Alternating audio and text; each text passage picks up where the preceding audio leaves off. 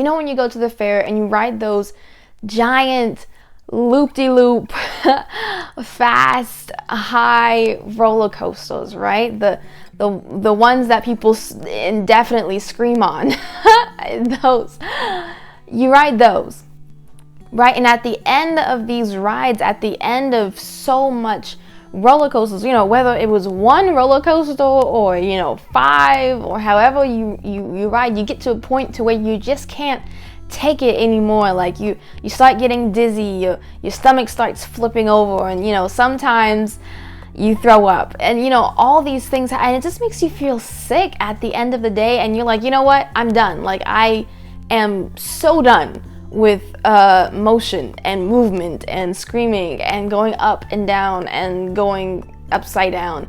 I'm done. And so either you spend the whole night, the rest of the night at the fair, eating food from the fair, those funnel cake, it's great, or you go home. Well, these roller coaster rides are similar to roller coaster rides of emotions, right? You go up and down, you go loop-de-loop, you go upside down, and you can't take it. There's a point to where your emotions are so draining, your emotions are so all over the place that you're tired, you feel sick, you can't do it anymore, and you just either want to spend the whole day and eat some good comfort food, or you just want to give up.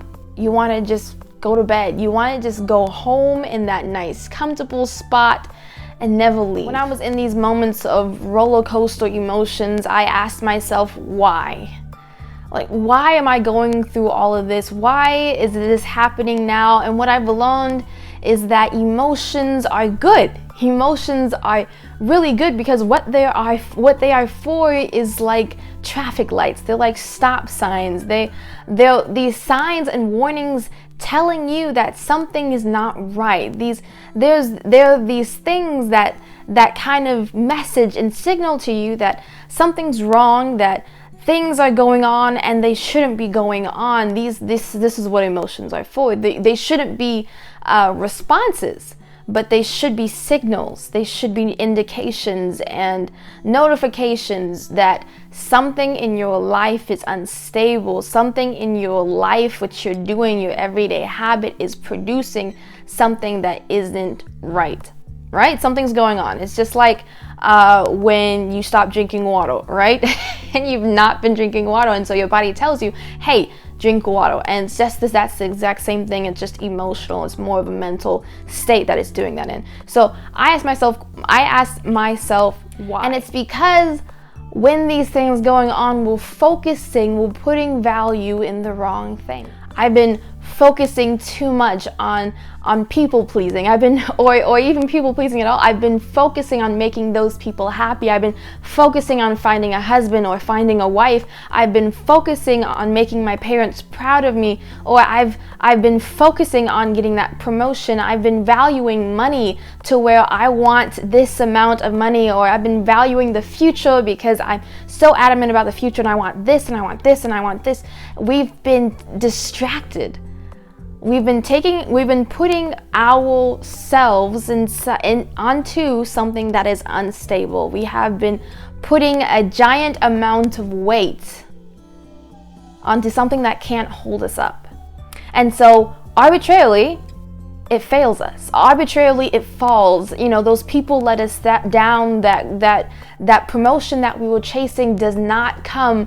That expectation, that applause, that recognition, it never comes. It doesn't fill us the same. It's not filling us. It's not really applying anything to our lives. We're just empty, still, unsatisfied, still. And so all these things that we think that if we put $10 in, we would get $10 out, but in reality, that's not the truth. When you put $10 in, sometimes you can get 50 cents out. And so all these things cause a ripple of emotions, and then we're on that roller coaster ride, and here we are, sick and tired and exhausted and dizzy and throwing up. And we want to eat. We want to spend the rest of the day eating. We want to give up and go home. See, when we start looking for our peace and our joy and our fulfillment and our purpose in these things, these people, places, things, we get distracted. That's why God paints a beautiful picture in John 15. Can we read it together? I'm going to pull out my phone. No? We want me to get a real book? Okay, we'll be right back. John 15, starting at verse 1, it says, I am the true vine, and my Father is the vine dresser. Every branch in me that does not bear fruit, he takes away, and every branch that bears fruit, he prunes, that it may be more fruit. You are already clean because of the word which I have spoken to you. So this is verse 4, okay, listen up. Abide in me, and I in you. As the branch cannot bear fruit of itself unless it abides in the vine, neither can you, unless you abide in me. I am the vine, you are the branches. He who abides in me and I in him bears much fruit, for without me you can do nothing. This verse talks about how God supplies all of our needs. He said, as long as you are connected to me, look, as long as you are connected to the vines, to the stem, to the roots, then these leaves, they're going to do well, right? These leaves, they're going to flourish. But if I cut these leaves off, if I take them out, they can't survive without their stems, without their roots, without their branch, right? That's what God is saying. He's like, be attached to me. Please don't be cut off. Please don't allow anyone to pluck off the leaf, all right? Because I am your sustainer. I am the one who gives you peace and joy and love. I am the one that can satisfy you. I'm the one that can fill you. And when you detach from me, when you stop focusing on me, stop looking at me, stop placing the weight of your life, the weight of all that you are, weight of all that you carry, when you stop placing it on me, everything else can't hold it. Everything else can't hold your weight. It can't give you that value. It can't uplift your mind so that you can focus on it's not going to grow you. It's just going to fall. It's just going to let you down because nothing's strong enough. And God says this all throughout the Bible. He says, put your trust in me. Cast your cares on me. Abide in me, dwell on me, focus on me, meditate on my word, because I am the only thing that can help you. I am the only thing that can satisfy you. I'm the only thing that can uphold. But in fact, Isaiah 41:10 talks about how he upholds us. That whatever you do, I am with you. That wherever you go, I will be there. And I will uphold you.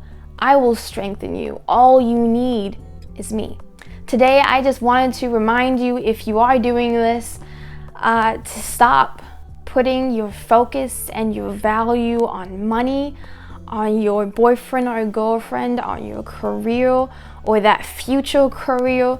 Stop putting your focus or your value in those people, in your friends that you expect something from because you're trying to let them fill you in a way that they can't possibly do because they'll always fall short. Start focusing on God. Start putting your trust in Him. Start focusing on Him. Start meditating on His word. Start placing all your weight on God. I want to get to a place in my life where I say, take everything. Take the whole world. You can have it. Just give me Jesus. Thank you so much for listening to this Courage Devotional. I hope you liked it. I hope you enjoyed it. And if you did, don't forget to like, comment, and subscribe. I want to take a few moments at the end of this video to just ask you, how are you? How's your day going? Let me know in the comments below, or you can always email me. We can always talk and chat. I love talking. I love meeting new people. So yeah, you can always feel free to do that. Let me know how you're doing, and I'll see you later. Bye. Good morning. I'm out here walking my sister's dog, and I was just thinking of the song, All I Want Is Jesus. And the song says, give me Jesus. You can have all this world. You can have everything, but just give me Jesus. And I was thinking about how much we strive to have everything in life, how much we try to have that significant other, those friends that, aren't fake, but, sometimes are sketchy, but, still there, and, have that career, or have that house, get that car. And I'm just like, we don't need it. All we need is one thing in this life, and that's Jesus.